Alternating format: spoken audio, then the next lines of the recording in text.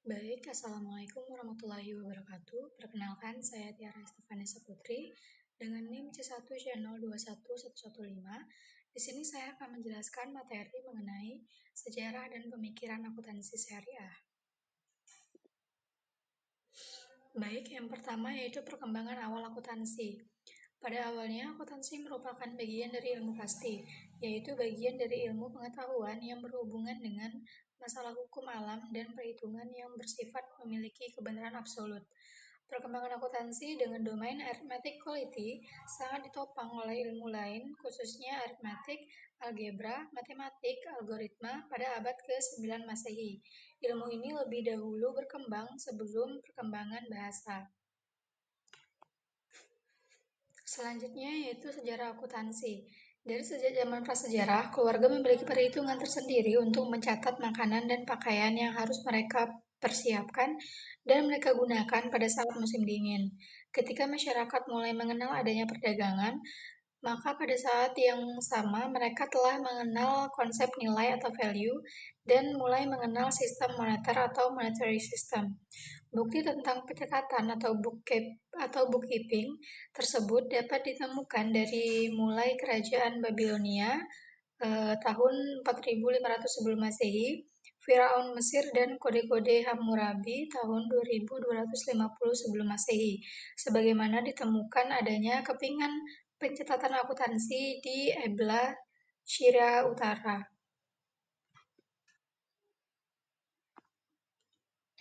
Baik, selanjutnya itu perkembangan akuntansi syariah. Itu terbagi menjadi dua, yaitu zaman awal perkembangan Islam dan zaman para khalifah.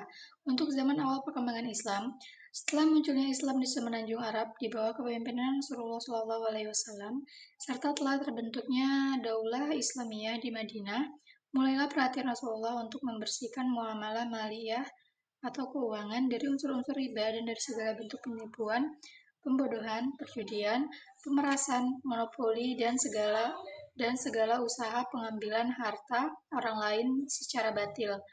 Bahkan Rasulullah lebih menekankan pada pencatatan keuangan. Rasulullah mendidik secara khusus beberapa orang sahabat untuk menangani profesi ini dan mereka diberi sebutan khusus yaitu Hafazatul Amwal atau pengawas keuangan. Dalam perkembangan Islam selanjutnya, Rasul mendirikan Baitul Ma'al pada awal abad ke-7. Selanjutnya itu zaman 4 khalifah. Di era kepemimpinan Khalifah Umar bin Khattab dengan memperkenalkan istilah Diwan oleh Sa'ad bin Ali Waqqas tahun 6306 Masehi, 636 Masehi, asal kata Diwan dari bahasa Arab yang merupakan bentuk kata benda dari dawana yang berarti penulisan. Diwan dapat diartikan sebagai tempat di mana pelaksana duduk, bekerja, dan di mana akuntansi dicatat dan disimpan. Diwan yang dibentuk oleh Khalifah Umar terdapat 14 departemen dan 17 kelompok, di mana pembagian departemen tersebut menunjukkan adanya pembagian tugas dan sistem keuangan dan pelaporan keuangan yang baik. Diwan ini berfungsi untuk mengurusi pembayaran gaji. Khalifah Umar menunjuk beberapa orang yang mengelola dan pencatatan dan persia untuk mengawasi pembukaan Baitul Ma'al.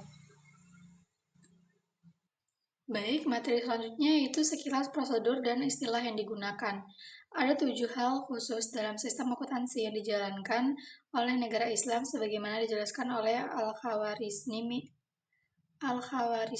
dan Al-Mazandarani tahun 1999, yaitu yang pertama, sistem akuntansi untuk kebutuhan hidup. Dua, sistem akuntansi untuk konstruksi merupakan sistem akuntansi untuk proyek pembangunan. Tiga, sistem akuntansi untuk pertanian merupakan sistem yang berbasis non-moneter. Empat, sistem akuntansi gudang merupakan sistem untuk mencatat pembelian barang negara yang mencatat sehingga hal ini menunjukkan sistem pengendalian intern atau intern control. Selanjutnya yang kelima yaitu sistem akuntansi mata uang. Sistem ini telah dilakukan oleh negara Islam sebelum abad ke-14 Masehi.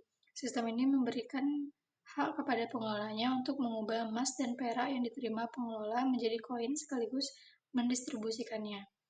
Selanjutnya yang keenam ada sistem akuntansi peternakan merupakan sistem untuk mencatat seluruh binatang Dan yang ketujuh yaitu sistem akuntansi perbendaharaan, yaitu sistem untuk mencatat penerimaan dan pengeluaran harian negara baik dalam nilai uang ataupun barang. Baik, materi selanjutnya itu hubungan antara akuntansi modern dan akuntansi syariah. Perkembangan ilmu pengetahuan termasuk sistem pencatatan pada zaman dinasti Abbasiyah tahun 750 sampai 1258 Masehi sudah sedemikian maju. Sementara pada kurun waktu yang hampir bersamaan, Eropa masih berada pada periode The Dark Ages. Dari sini kita dapat melihat hubungan antara Luca Pacioli dan akuntansi Islam. Pada tahun 1429 Masehi, angka Arab dilarang digunakan oleh pemerintah Italia. Luca Pacioli selalu tertarik untuk belajar tentang hal tersebut serta belajar dari Alberti, seorang ahli matematika yang belajar dari pemikir Arab dan selalu menjadikan karya Pisa sebagai rujukan. Alasan teknis yang mendukung hal tersebut adalah Luca Pacioli mengatakan bahwa setiap transaksi harus dicatat dua kali di sisi sebelah kredit dan di sisi sebelah debit. Dengan kata lain, bahwa pencatatan harus diawali dengan menulis sebelah kredit dan di sebelah debit. Hal ini memunculkan dugaan bahwa Pacioli menerjemahkan hal tersebut dari bahasa Arab yang memang menulis dari sebelah kanan. Demikianlah materi yang dapat saya sampaikan, kurang dan lebihnya saya mohon maaf. Saya akhiri, wassalamualaikum warahmatullahi wabarakatuh.